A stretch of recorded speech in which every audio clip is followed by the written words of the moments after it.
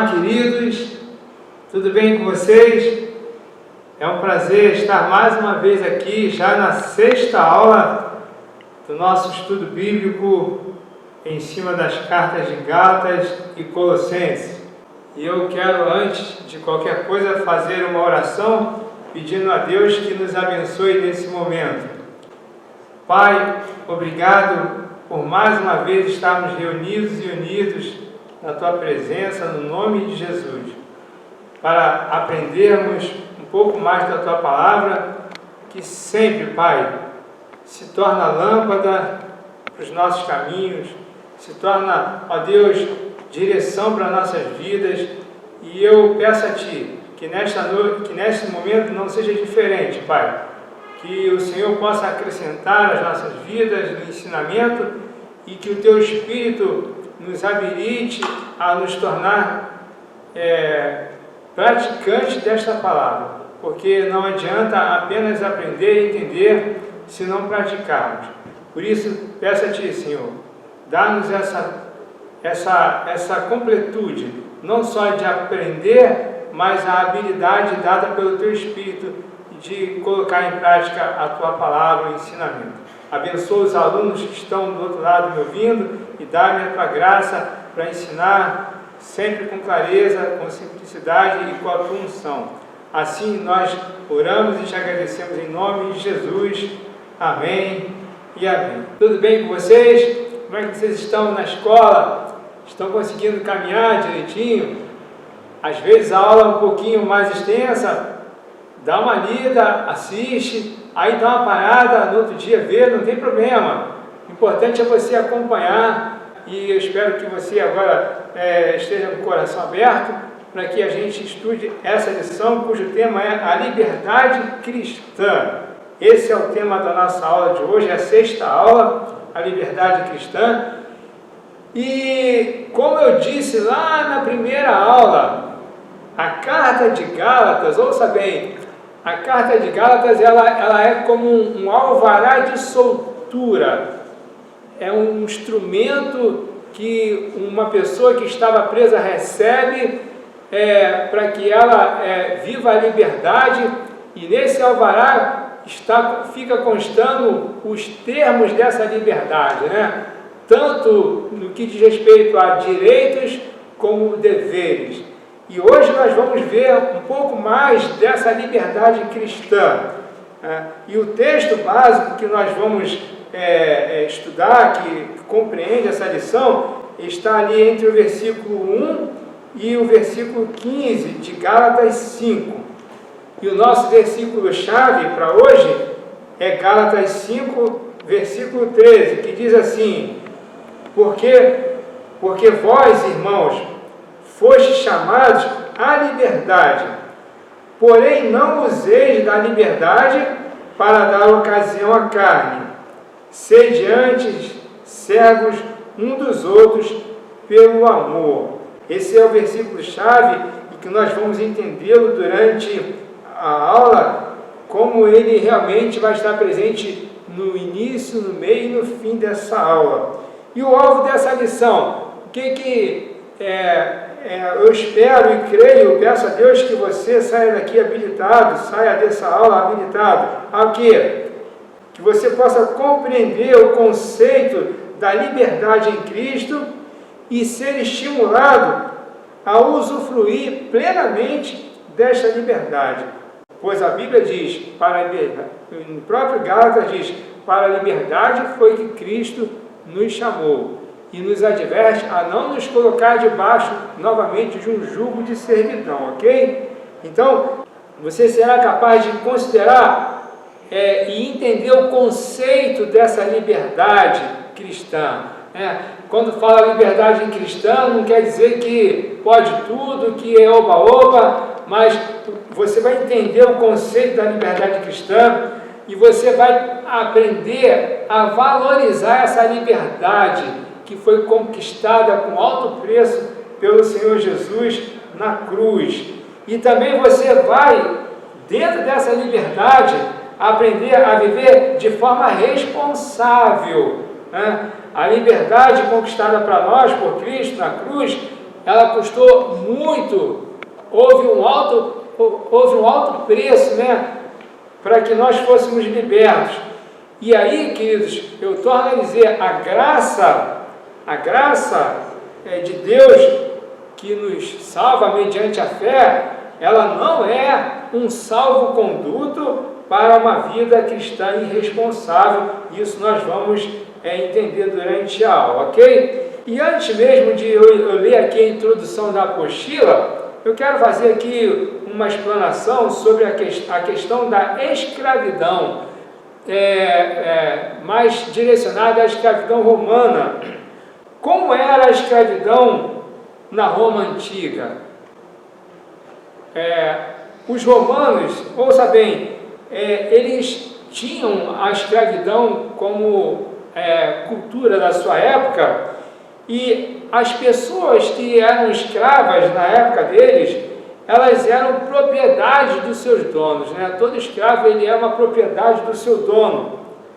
Por isso, os romanos, eles consideravam infame a escravidão. Os romanos escravizavam pessoas, mas eles consideravam a escravidão algo infame, a ponto de, se um soldado romano, numa batalha contra um povo inimigo, fosse capturado, ele preferia se suicidar a viver como escravo desse povo, desse outro exército que o capturou. Então, porque eles não admitiam a escravidão, e eles preferiam morrer, se suicidar, a se tornar um escravo de um outro povo bárbaro.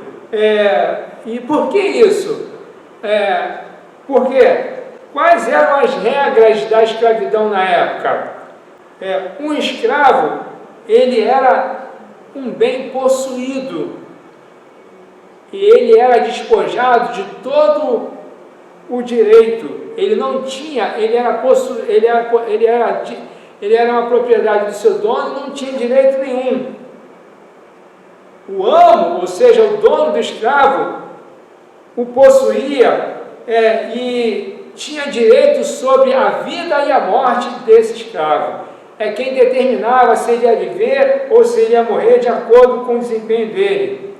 E aí, queridos, na escravidão romana, aqui ou em outros aspectos, a sua condição, a condição do escravo, na época, ela era variável. Como? Dependendo de onde ele trabalhava como escravo, ele padecia muito. Tipo, o escravo que trabalhava na lavoura, que trabalhava nas minas de energia, eles sofriam muito, padeciam, sofriam, morriam de doenças por causa da falta de luz ou por falta de hidratação. Eles eram extenuados e trabalhavam, muitos morriam pelo trabalho escravo forçado.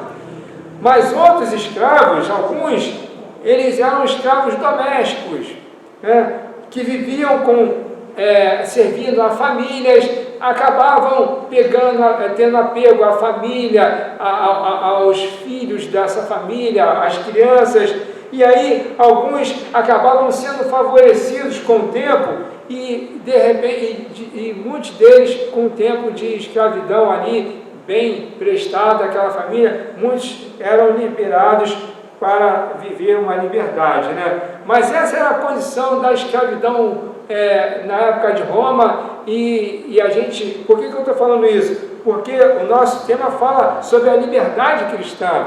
Havia uma escravidão nossa em relação ao jugo da lei, a maldição da lei, a estar sob o jugo da lei, e essa maldição foi quebrada em Jesus Cristo, e nós vamos entender um pouco, era necessário eu explanar um pouco sobre a escravidão, para a gente entender um pouco o que é a nossa liberdade, ok? Então vamos para a apostila agora? Eu vou ler, você vai acompanhar comigo. Os dois últimos capítulos de Gálatas tratam da aplicação prática da justificação à vida diária do crente. Veja que nós estamos praticamente nos últimos dois capítulos de Gálatas, o capítulo 5 e o 6, vão tratar exatamente da aplicação prática dessa liberdade cristã. Existe uma prática, existe uma maneira de se viver essa liberdade, e nós vamos ver isso. Vamos aprender como se vive, ouça bem, vamos aprender como se vive a doutrina da justificação pela graça com entendimento e responsabilidade. Então, aí voltando na apostila, diz assim, nos versículos iniciais do capítulo 5, que nós já vamos ler, o apóstolo Paulo contrapôs duas religiões, ao que ele vem falando desde o início da carta, duas religiões, e ele diz aqui, uma falsa e outra verdadeira. Que religiões são essas? Vamos usar essa palavra religião, embora ela seja um pouco pejorativa, mas ele diz que há duas religiões, uma certa e uma errada, uma falsa e uma verdadeira. A religião falsa que ele afirma aqui é a religião que os judaizantes estavam tentando impor aos cristãos da época, os gentios, e tanto os judeus que aceitaram Jesus estavam debaixo da graça, eles estavam tentando impor que esses cristãos deviam não só ter a fé em Jesus, mas guardar todos os preceitos da lei para serem salvos. Essa é a característica da falsa religião que Paulo estava combatendo. E qual era a verdadeira religião? Que pela graça nós somos salvos mediante a fé, e isso não vem de obras, é dom de Deus.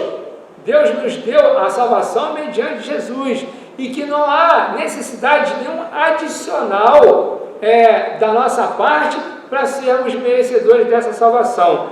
E aí, nessa leitura vai aparecer nessas duas, a religião falsa e a verdadeira, vai aparecer ali na verdadeira uma ressalva de Paulo. Olha lá, lê comigo.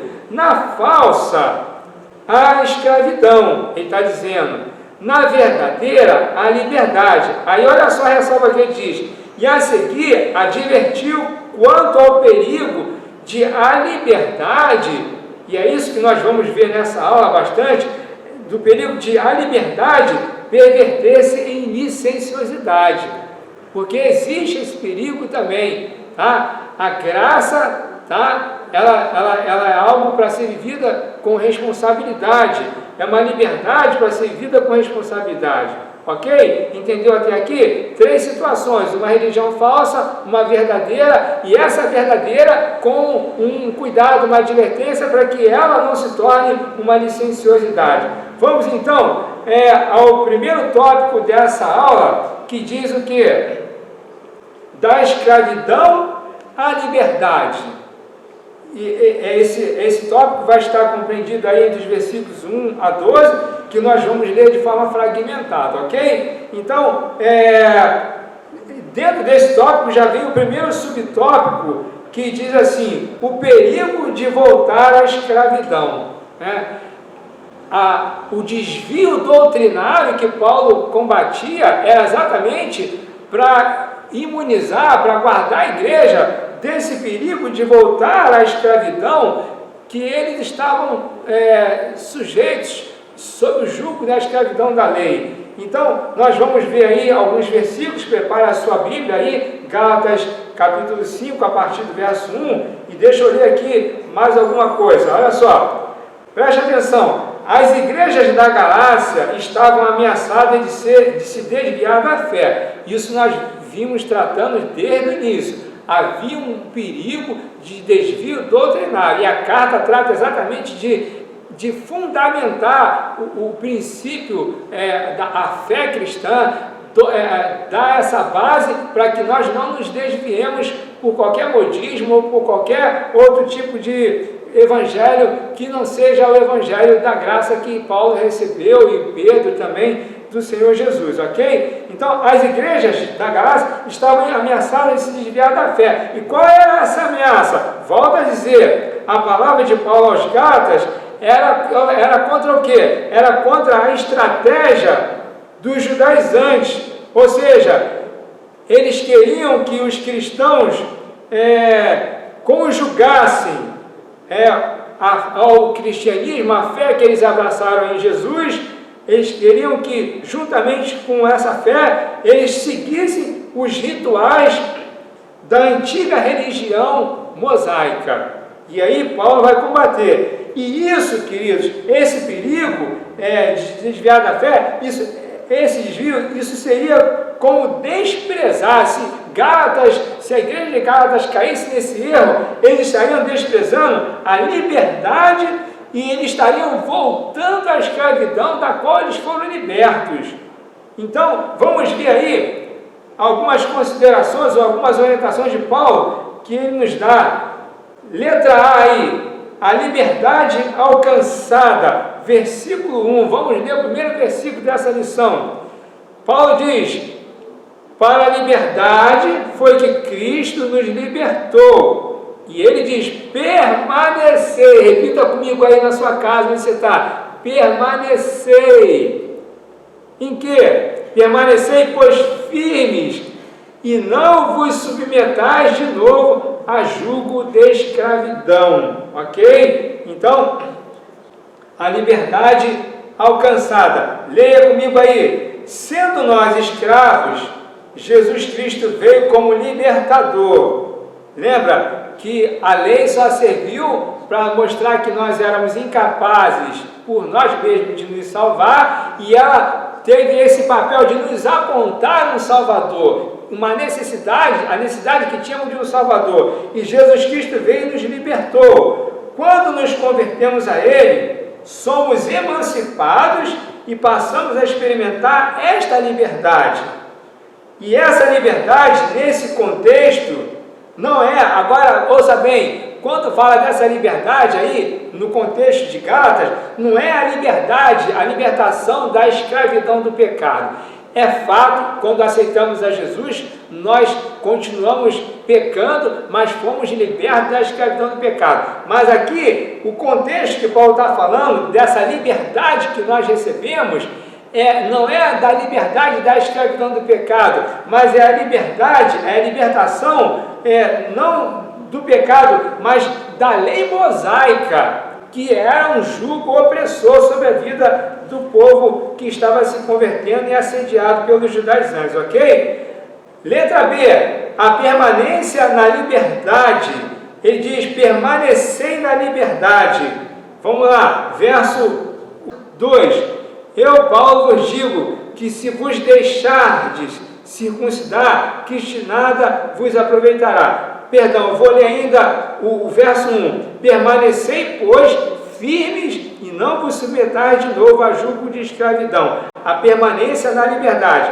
Vou ler aqui e a gente vai comentar. Minha aula vai ser expositiva. Eu vou ler e vou fazer comentários, tá bom? Ok. Nesse trecho, a palavra de Paulo foi dirigida aos cristãos gálatas e a todos os legalistas. Olha só, ele se dirigiu a todos, aos cristãos que se converteram e aos legalistas, aos judaizantes. Ele disse uma coisa só, olha só: se Cristo conquistou a liberdade, deve-se permanecer firme nela. Por isso, não há sentido em submeter-se de novo a jugo de escravidão. E diz, olha só, não há sentido em retroceder, porque nós já fomos libertos, já estamos num novo nível de espiritualidade. E aí, queridos, ouça, submeter-se de novo ao jugo de escravidão pode resultar em algumas coisas que nós vamos ver a partir de agora. Tá? Quando ele diz assim, não há sentido em submeter-se de novo ao jugo de escravidão, porque se a pessoa se submete ao jugo de escravidão, olha o retrocesso, olha o que pode acontecer se ela se submeter ao jugo de escravidão. Pode resultar primeiro em, número 1 aqui, a obra de Cristo ter sido em vão.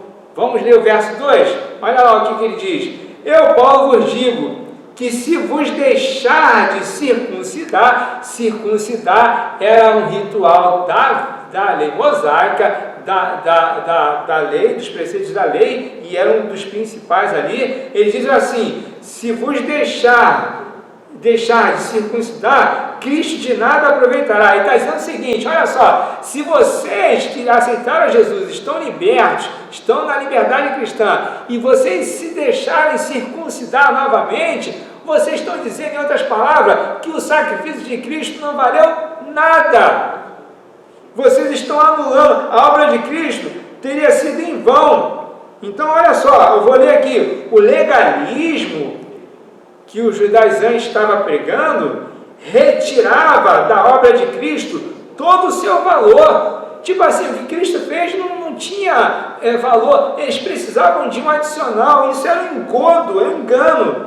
Paulo argumentou que se é necessário depender da circuncisão ou de qualquer outra exigência da lei mosaica para ser salvo, então a fé em Cristo é insuficiente para a salvação. Cristo morreu em vão, amados. Mas ouça, Jesus morreu para nos salvar dos nossos pecados, porque uma vez os discípulos perguntaram isso a Jesus: Senhor, quem é que pode ser salvo? Ele disse em resposta: aos homens isso é impossível.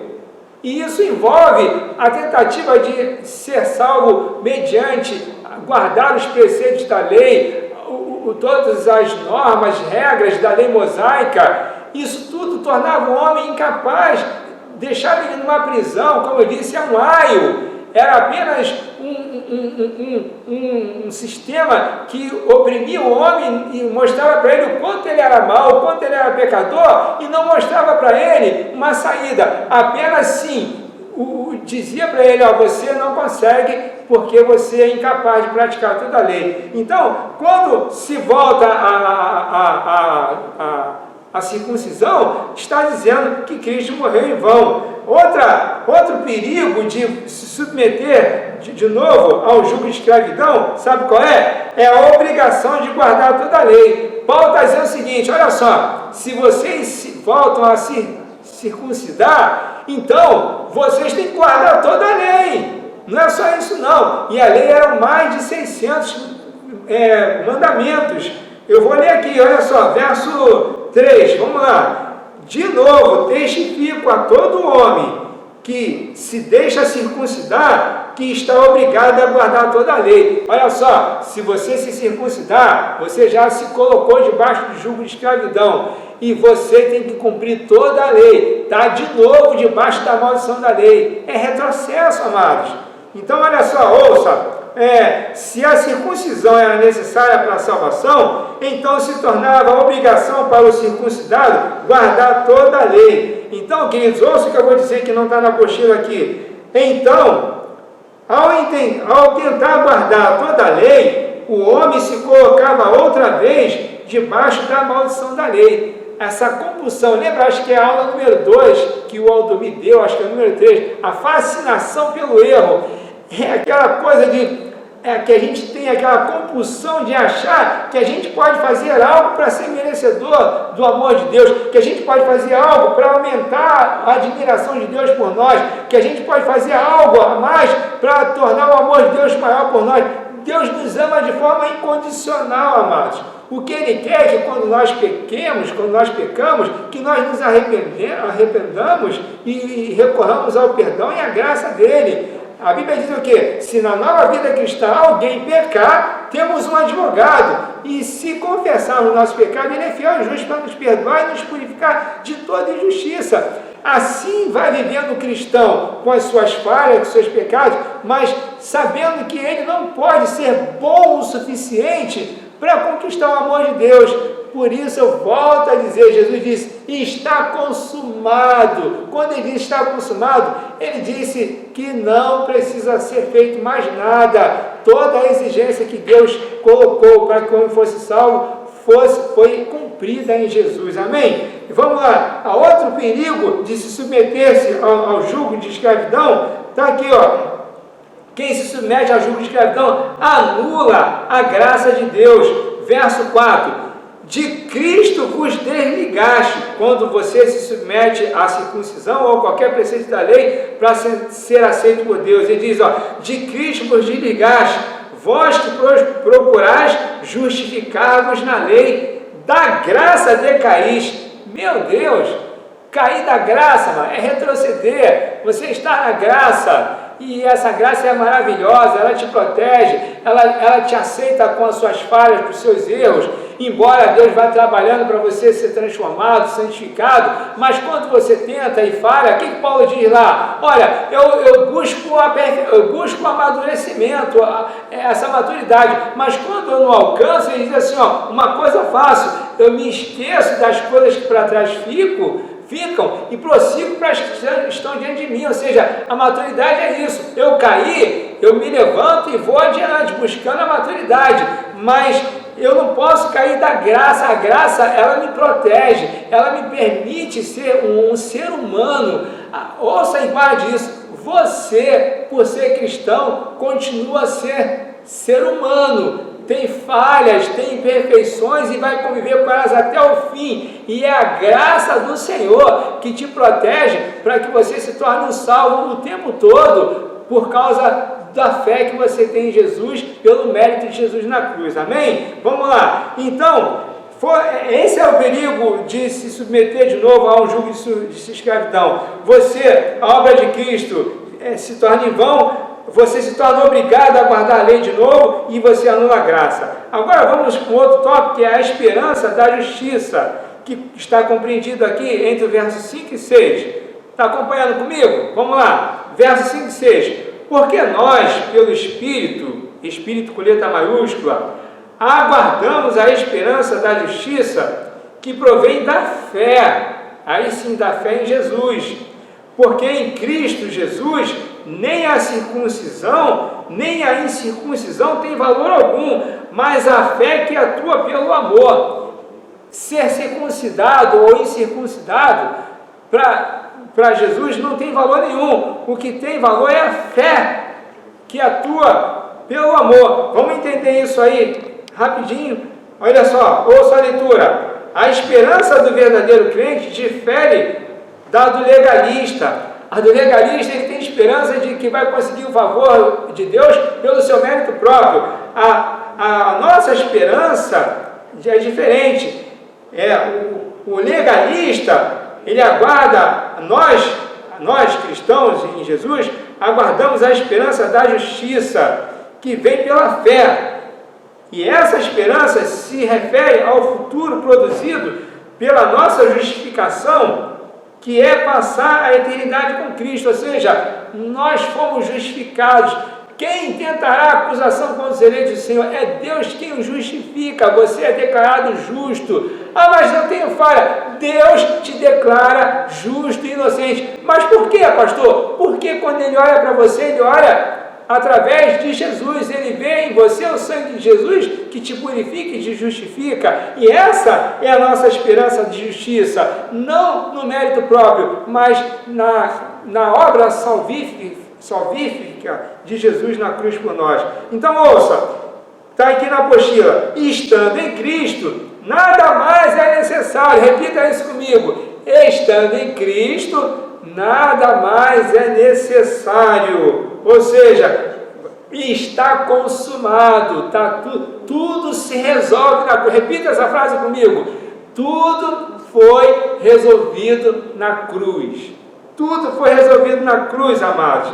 Então, nada mais pode melhorar a nossa posição diante de Deus. O que você fizer, de bem ou de mal, não melhora. O que necessitamos para ser aceito por Ele é estar em Cristo. Você está em Cristo? Então você já foi aceito e amado pelo Senhor. Tome posse disso e viva perdoado e viva justificado. Amém? E nós estamos em Cristo pela fé. E agora eu vou ler aqui a anotação minha. Estando em Cristo pela fé, ficamos livres, ouça, da necessidade de sermos bons o suficiente para merecermos tal salvação. É a libertação, já disse isso, da síndrome do desempenho. Eu tenho que desempenhar para ser salvo. Não, você não tem que nada. Apenas confiar, apenas receber a graça e viver essa graça. Nós vamos entender que essa graça nos pede algo lá na frente, que é algo maravilhoso, ok? Segundo subtópico aí da apostila, está aí, é a tática do falso mestre. Vamos ver como é que esses judaizantes agiam. como era a tática, qual era a tática que eles usavam para tentar induzir as pessoas ao erro. Isso vai estar compreendido entre os versículos 7 e 12, que nós vamos ler devagar, ok? Então vamos lá. Aqui na apostila comigo. Como vimos nos versículos de 1 a 6, Paulo estabeleceu o contraste entre os falsos crentes e os verdadeiros crentes. Falsos crentes da época estavam querendo a justificação pela lei. Verdadeiros crentes estavam debaixo da graça pela fé em Jesus, ok? Agora ele vai mostrar o contraste entre o falso mestre e ele vai colocar ele, o opositor, entre o falso mestre e eu, o apóstolo Paulo. Então vamos lá. Qual é a tática do falso mestre? Letra A, ele opõe-se à verdade. Vamos lá para o versículo 7, leia comigo. Paulo está dizendo assim: vós corrias bem. E ele pergunta: quem vos impediu de continuar a obedecer à verdade? Alguém interferiu a caminhada deles. Quem foi? Foi essa turma aí, os legalistas. Eles se opõem à verdade. Vamos lá, lê comigo.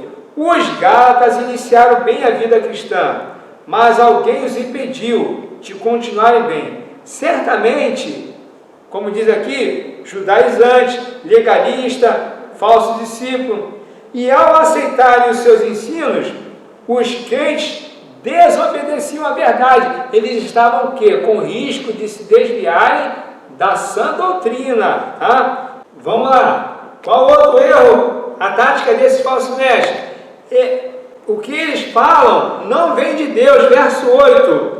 Esta persuasão não vem daquele que vos chama. Ou seja, a tentativa de desviá-los da graça não vinha de Deus, mas vinha dessa turma, tá? Esta persuasão não vem daquele que vos chama. Ouça, o falso mestre persuadiu os Gálatas a abandonarem a verdade do Evangelho, e essa persuasão não vinha de Deus. O Senhor os havia chamado em graça, Deus te chamou em graça. Enquanto o falso mestre estava propagando uma doutrina de méritos, ou seja, Deus nos chamou em graça, que dispensa o mérito próprio, e a falsa doutrina estava o quê? Ensinando, propagando uma doutrina de méritos, ou seja, que eles poderiam alcançar justificação e salvação por seus próprios méritos. Já falei isso tanto, acho que isso vai ficar bem guardado em vocês, né? Somos salvos pela graça e não vem de obras.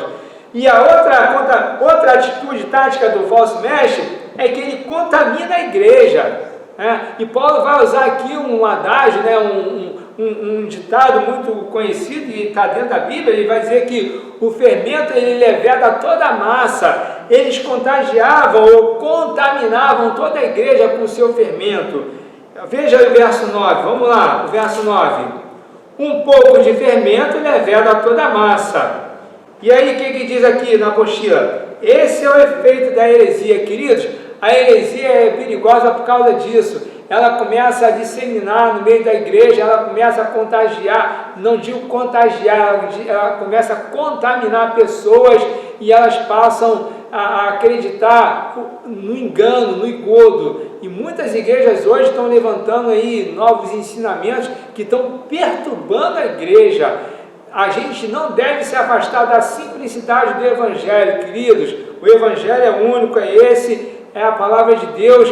Qualquer coisa, novidade que está aí bombando por aí, cuidado com novidade, cuidado com modismo, cuidado com a massa que corre para lá, ali está tendo uma palavra, olha aqui é mais fácil, é isso, cuidado, porque contamina. Acompanha comigo, esse é o efeito da heresia. Paulo usou o conhecido provérbio, um pouco de fermento leveda a toda a massa. Com isso, ele queria dizer que o erro pregado pelo falso mestre se espalhava pela igreja, contaminando-a toda. Ou seja, o erro e o mal, quando não são erradicados logo, eles se espalham rapidamente. E Paulo tratou rapidamente de tratar o desvio doutrinário, corrigiu o desvio doutrinário de Gálatas para que essa igreja entrasse no eixo de novo, ok? Vamos lá. E aí, o fim dos falsos mestres, um outro item aqui, um outro subtópico na apostila. Paulo ainda nutria a esperança de que os gálatas rejeitassem os falsos ensinamentos. Sua confiança estava no Senhor. Vamos lá ver o verso 10. Confio de vós no Senhor, que não alimentareis nenhum outro sentimento, mas aquele que vos perturba, seja ele quem for, sofrerá condenação. Ele estava crendo que Deus ia guardar, que os crentes em Gálatas estavam firmados no Senhor, que Deus ia os guardar do engano e que reservava para os falsos mestres, aqueles que perturbavam a igreja, que eles poderiam e sofreriam a condenação. Vamos lá. Paulo, ele fala isso. Ele acreditava nos Gálatas, ele corrigiu os Gálatas e ele proferiu essa palavra aí contra os falsos mestres. Ele diz aqui, Paulo ainda não tinha esperança aos Gálatas. Ao mesmo tempo desejava que o falso mestre, que os perturbava, sofresse condenação por ensinar erro à igreja. Tá? E aí, queridos, eu vou ler aqui algo que eu achei importante na apostila, dizendo assim, deixando por um pouco de lado o falso mestre, que estava atrapalhando os Gálatas, Paulo voltou-se para si mesmo. Lembra que no início ele vai comparar os falsos mestres com ele mesmo? Então ele se volta para si mesmo, ele vai dizendo, olha o que ele vai dizer no verso 11. Eu, porém, ele está se confrontando, ele está sendo o contraponto dos falsos mestres. Eu, porém, irmãos, se ainda prego a circuncisão, por que continuo sendo perseguido? Logo está desfeito o escândalo da cruz. Esses camaradas judaizantes, eles mentiam e acusavam Paulo de pregar a circuncisão. E Paulo está dizendo assim, olha, eu, porém, irmãos, se eu ainda prego a circuncisão, por que continuo sendo perseguido? Por que eu sou perseguido? Por que eu sofro a condenação? Não era o que eles queriam? Olha, prega a circuncisão e a fé em Jesus. Se Paulo pregava a circuncisão, não tinha motivo de ser perseguido. Mas isso era mentira deles. Ele diz, eu, porém, assim, quando ele diz, eu, porém, assim respondeu a acusação absurda de que ele mesmo pregava a necessidade da circuncisão. Ora, se isso acontecia, que razão haveria para continuar a ser perseguido pelos judeus? Essa calúnia provocou em Paulo uma reação na qual ele expressa o desejo de que os falsos mestres se mutilassem ou se castrassem. Olha só o que Paulo vai dizer, queridos. Ele vai dizer o seguinte, verso 12, olha que coisa.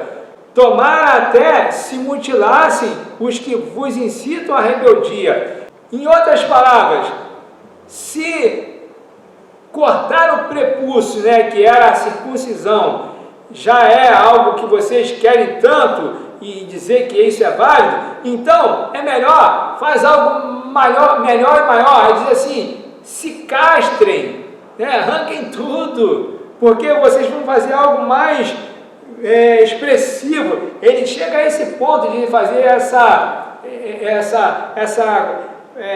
observação irônica. Olha só, se vocês acham que só cortar o prepúcio, que é a circuncisão, já é grande coisa, então castra logo tudo, que como era o costume de umas religiões pagãs, que as pessoas se castravam, e aí ele fala, então faz isso também, se castra, ou seja, cortar o prepúcio, se cortar o prepúcio era eficaz, então a castração seria algo ainda melhor. Então Paulo faz esse trocadilho, essa brincadeira aí com eles, chacotando com eles, Vamos lá, o segundo tópico dessa lição, chamados à liberdade.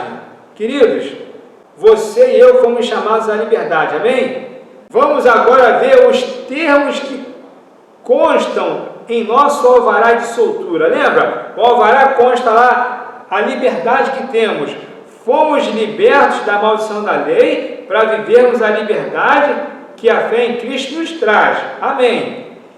Mas também fomos chamados a reconhecer os limites dessa liberdade. Entenda bem, pastor, você está voltando atrás? Não, calma aí, vamos lá. Número 1, liberdade versus licenciosidade. Olha aí, queridos, Gálatas 13, olha o que Paulo vai dizer. Porque Porque vós, irmãos, fostes chamados à liberdade, porém não useis da liberdade para dar ocasião à carne. Vou repetir, não useis da liberdade para dar ocasião à carne. Sediante servos uns dos outros pelo amor. Então, olha só, queridos, ouça o que eu vou ler aqui. Os irmãos foram chamados à liberdade. Nós fomos chamados a essa liberdade. No que implica essa liberdade? O que significa essa liberdade?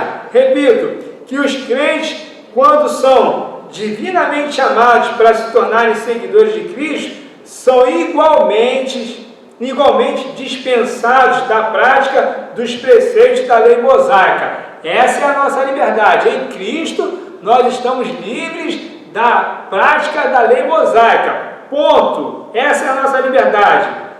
Portanto, nessa liberdade, deve, portanto, considerar essa liberdade espiritual como uma importante conquista e que, de fato, nós conquistamos. Mas eu botei aqui, ó, antes de ler o resto da apostila demais, cuidado, por quê? Está aí, ó.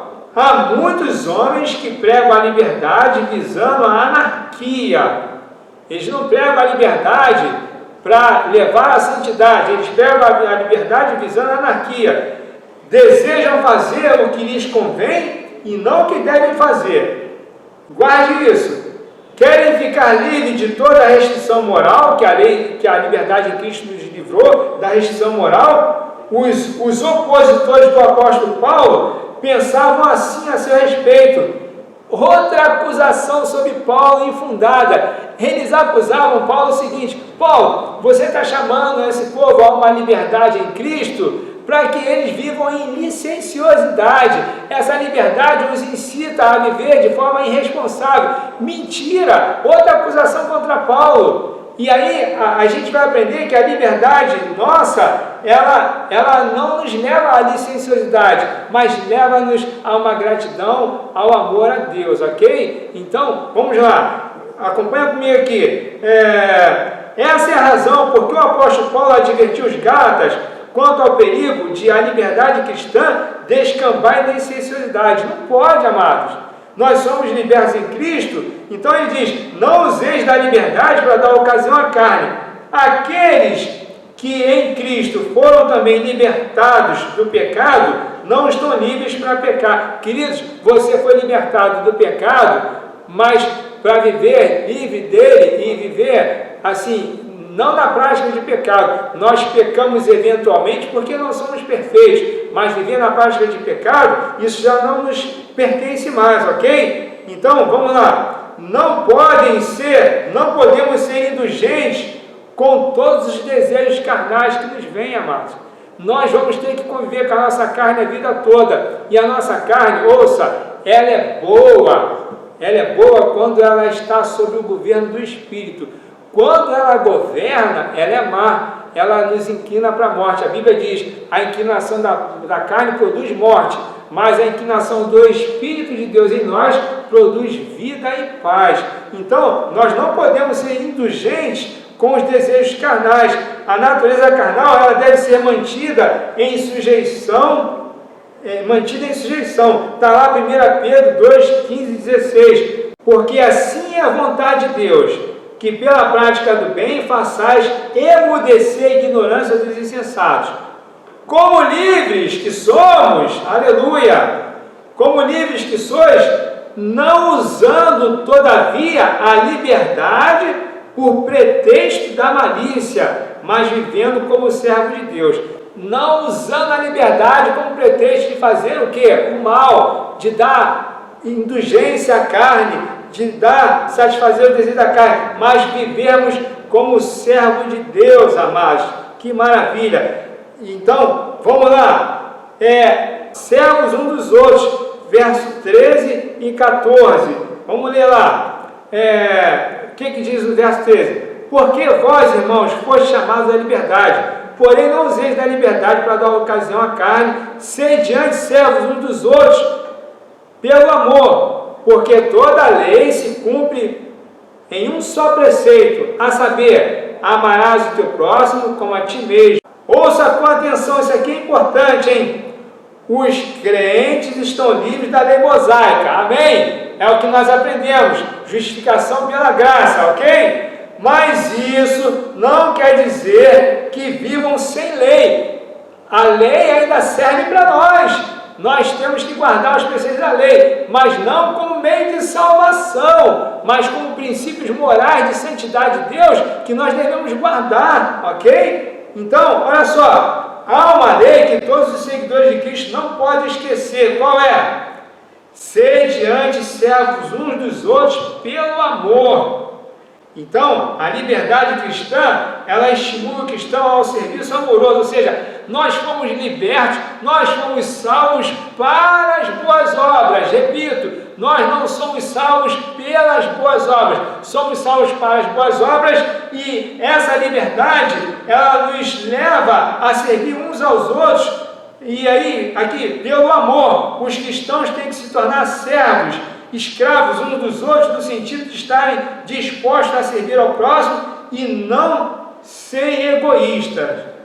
E aí, concluindo aqui, se obedecermos a lei do amor, agora sim, a lei do amor, e nos servirmos uns aos outros, não nos mordemos e nem nos devoramos, que é o que Paulo está dizendo no verso 15 aqui, o último versículo da nossa aula. Se vós, porém, vos mordeis e devorais uns aos outros, veja que não sejais mutuamente destruídos.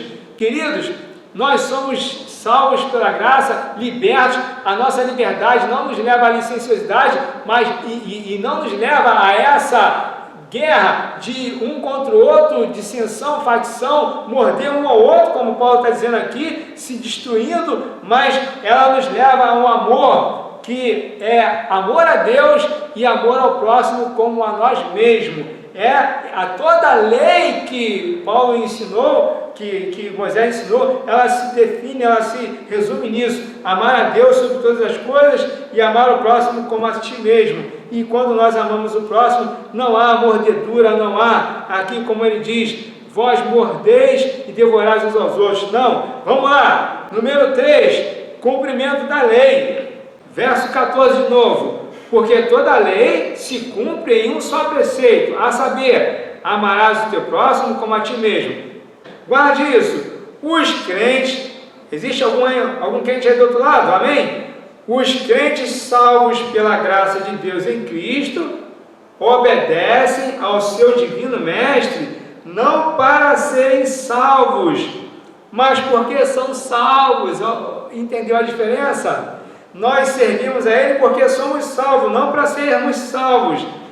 Continuando, a obediência do cristão é um ato de devoção inspirada no amor para com Deus e amor para com os homens. Ou seja, a minha obediência como cristão é inspirada no amor para com Deus e um amor para com o próximo. O amor é o cumprimento da lei, pois quem ama não pratica o mal contra o próximo.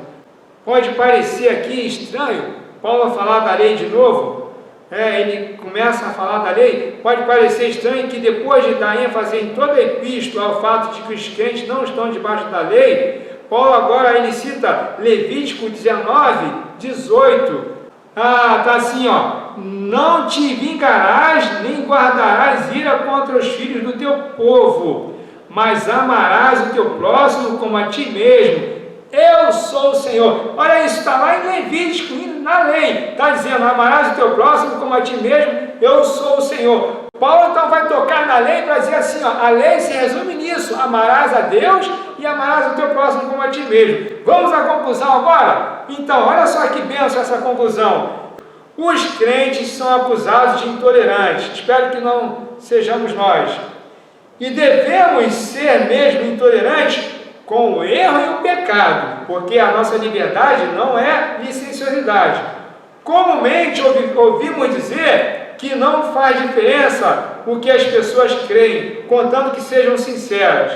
Mas o cristianismo não nos permite ficar sentados em cima do muro. Guarde isso agora, ouça. Precisamos ser definidos e decisivos. Ou Cristo, que representa o quê? Uma religião de realizações divinas, ou seja, Cristo é a religião que é o próprio Deus que veio até o homem perdido, que não conseguia ser salvo, por isso ele é o caminho, a verdade e a vida, por isso que Jesus é a única religião, porque é o único que liga o ser humano ao seu Criador, e isso vem de cima, não vem de baixo. Então, olha só, ou Cristo, que representa uma religião de realização divina, uma iniciativa do Pai, ou a circuncisão, que é algo aqui de baixo, que representa uma religião de realizações humanas, ou seja, o homem tenta de tudo que é jeito, de várias formas, se tornar aceito por esse Deus.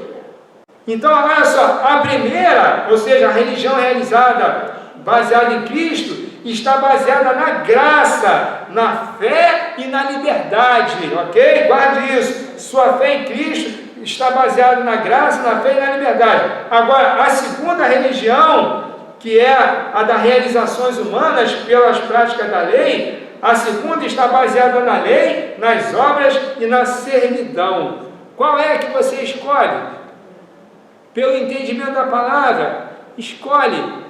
Sirva a Deus. Jesus foi o presente de Deus para nós, para que fôssemos libertos da escravidão do pecado. Jesus é a religião, sim, é o religar de Deus com o homem, que nos liberta da nossa incapacidade de salvarmos. Então, não há nada que você possa acrescentar ao que Jesus fez na cruz. Só aceite pela fé o sacrifício dele e diga: Senhor Jesus, eu te aceito como meu único Senhor e Salvador. Reconheço que por mim mesmo não tenho condições de me salvar, e eu te aceito o teu sacrifício. Recebe a minha vida, perdoa os meus pecados, justifica-me com o teu sangue. Se você orar assim, você que ainda não confessou Jesus como Senhor, creia, você será salvo. A Bíblia diz: todo aquele que confessar Jesus como Senhor será salvo. Salvo de quê, pastor? Dos seus pecados, da sua incapacidade de chegar até Deus, porque Jesus é o caminho, a verdade e a vida. Só Ele pode te levar ao Pai. Deus te abençoe, até o próximo encontro, fiquem na paz.